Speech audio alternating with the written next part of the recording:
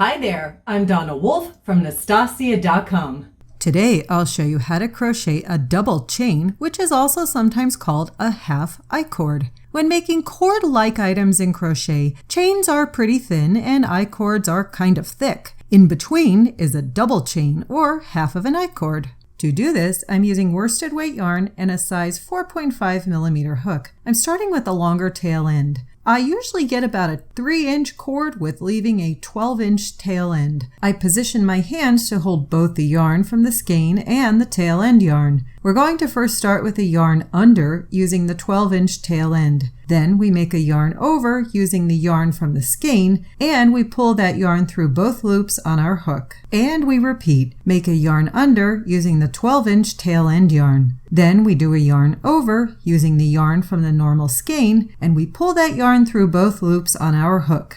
Then we continue on repeating what we just did with first making a yarn under with the tail end yarn, then making a yarn over with the skein yarn and pulling it through. You'll find after the first couple of stitches you can really gain some speed, and this process goes very quickly. While I do like crochet chains as well as both knitted and crocheted I-cords, the problem is chains are usually too thin and I-cords are a bit too thick.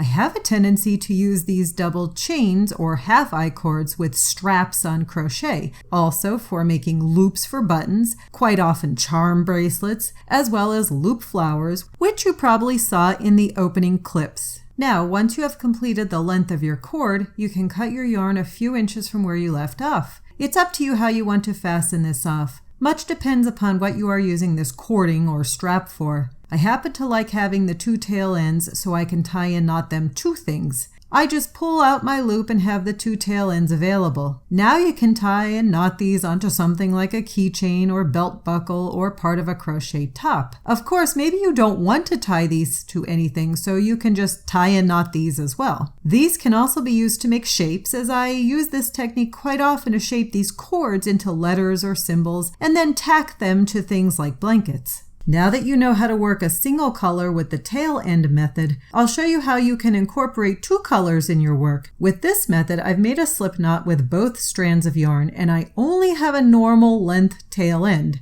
In this case, I'm using the orange yarn as my tail end yarn and my green yarn as my skein yarn, even though both are coming from their own respective yarn skeins. The method is the same, as I'm just doing a yarn under with the bottom yarn and a yarn over with the top yarn. Of course, if you need to make a very long strap with one color, you can use this method instead of the tail end method if you wish. And that's it. That's how I crochet a double chain and half I-cord.